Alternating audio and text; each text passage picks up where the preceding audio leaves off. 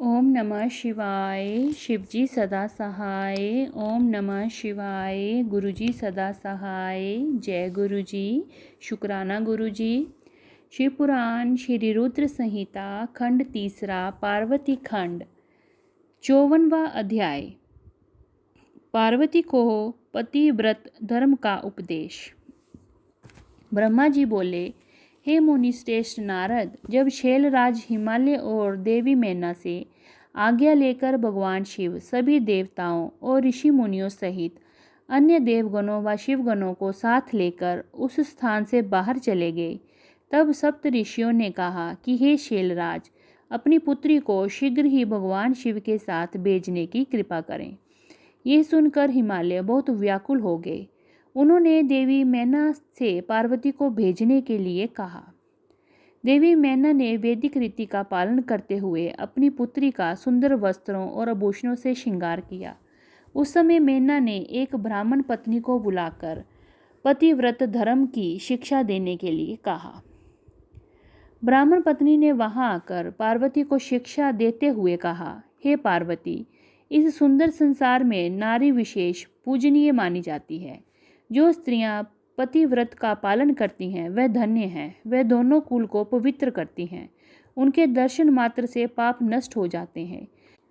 जो पति को साक्षात ईश्वर मानकर उसकी सेवा करती हैं वे स्त्रियां इस लोक में आनंद प्राप्त कर सतगति को प्राप्त करती हैं। वे अपने दोनों कुलों को तार देती हैं। सावित्री, लोपामुद्रा, अरुंधति, शांडिली, शत्रुपा, अनिसुईया, लक्ष्मी, समधा, सती, संज्ञा, सुमति, श्रद्धा, मैना और स्वाहा आदि नारियां साध्वी कहलाती हैं। वे अपने पतिव्रत धर्म के कारण ब्रह्मा, विष्णु और शिव की भी पूजनीय हैं। इसीलिए स्त्री को सदैव अपने पति की आज्ञा का पालन करना चाहिए। पतिव्रता स्त्री पति के भोजन कर लेने के बाद ही भोजन करे। जब तक वह खड़ा हो खुद भी ना बैठे। पति के सो जाने के बाद ही सोएं और उसके उठने से पहले उठ जाएं। क्रोधित होने पर या अत्यधिक प्रसन्नता होने पर भी अपने पति का नाम ना लें। पति के बुलाने पर सभी कामों को छोड़कर पति के पास चली जाए। उसकी हर आज्ञा को अपना धर्म मानकर उसका पालन करे। कभी वह प्रवेश द्वार पर खड़ी ना हो। बिना किसी कार्य के किसी के घर ना जाए और जाने पर बिना कहे कदापि ना बैठे। अपने घर की वस्तुएं किसी को ना दे। पतिव्रता स्त्री को वस्त्रों और आभूषणों से विभूषित होकर ही रहना चाहिए और अपना मुख पति को दिखाना चाहिए। जब पति घर से बाहर या परदेश गया हो तो उन दिनों में पतिव्रता स्त्री को सजना संवरना नहीं चाहिए। पति के सेवन की चीज़ें ठीक समय पर जब उसे आवश्यकता हो तुरंत दे दें। अपना हर कार्य चतुराई और होशियारी से करें। अपने पति की हर आज्ञा का पालन करना ही पतिव्रता स्त्री का परम धर्म होता है।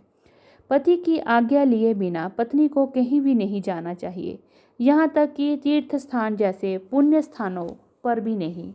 पति के चरणों को धोकर उसको पीने से ही पत्नी का तीर्थ स्थान पूरा हो जाता है।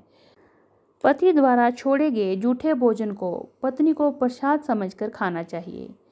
देवता, पितरों, अतिथियों या भिखारियों को भोजन का भाग देकर ही भोजन करना चाहिए।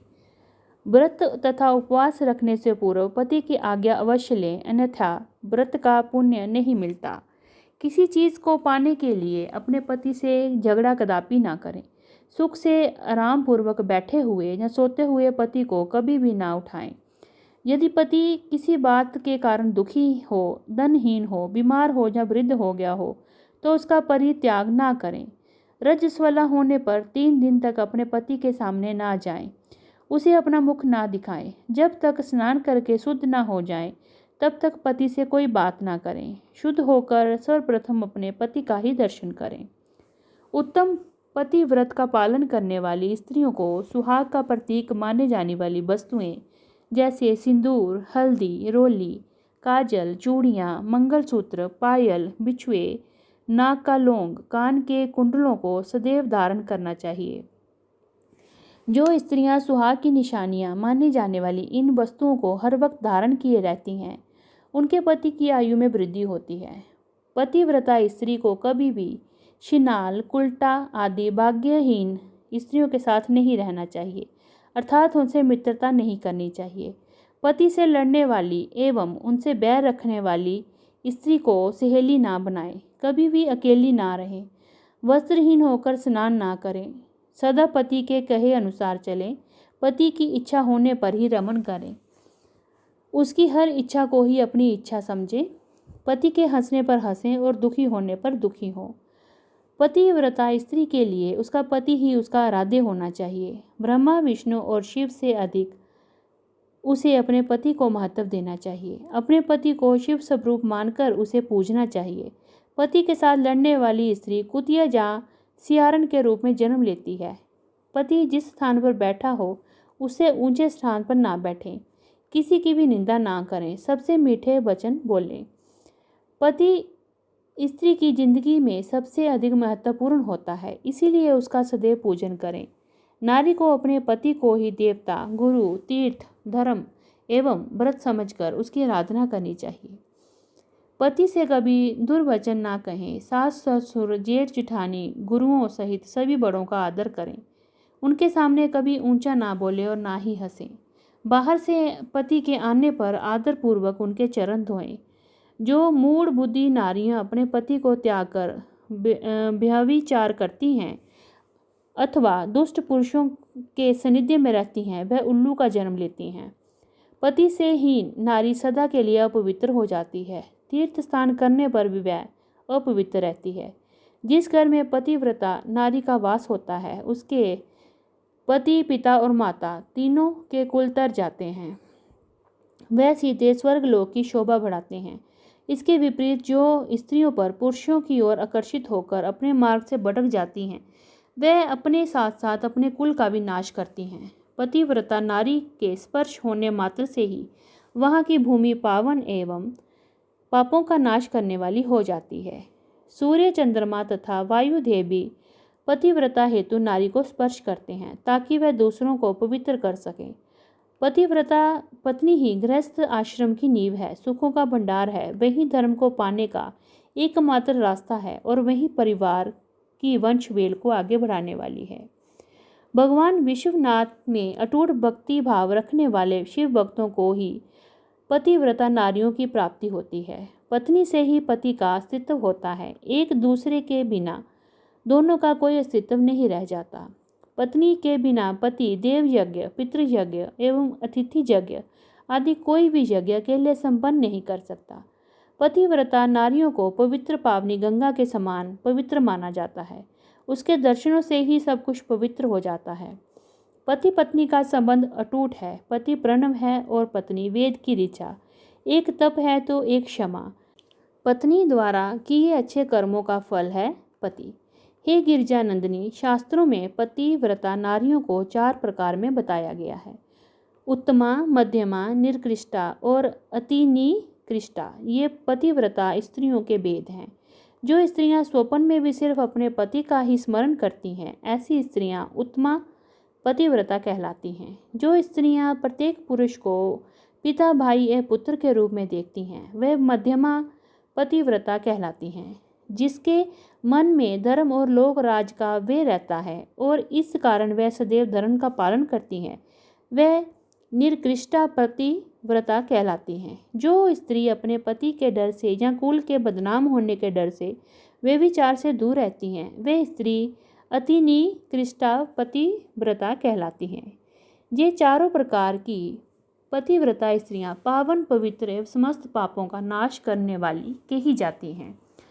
मुनि अत्रि की पत्नी अनसुईया ने अपने पतिव्रत के प्रभाव से त्रिदेवों ब्रह्मा, विष्णु और शिव को शिशु बना दिया था। यही नहीं, उन्होंने मरे हुए एक ब्राह्मण को अपने सतीत्व के बल से जीवित कर दिया था। हे गिरिजानंदिनी, मैं पतिव्रता स्त्रियों की सभी विशेषताएं और गुण तुम्हें बता दिए हैं।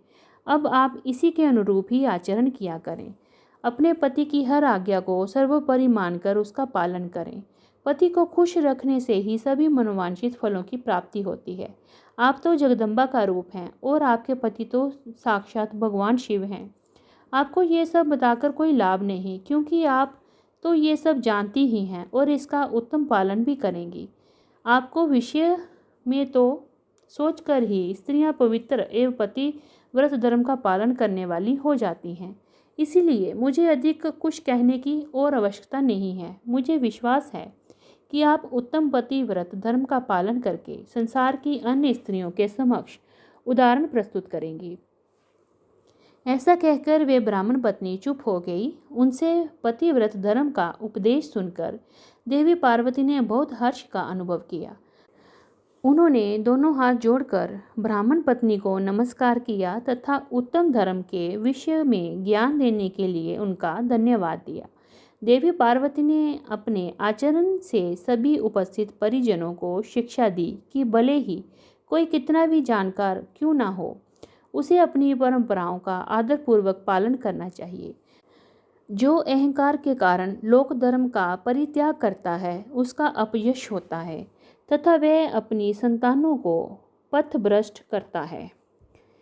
इति श्री 54वां अध्याय समाप्त। ओम नमः शिवाय। शिवजी सदा सहाय। ओम नमः शिवाय। गुरुजी सदा सहाय। जय गुरुजी। शुक्राना गुरुजी।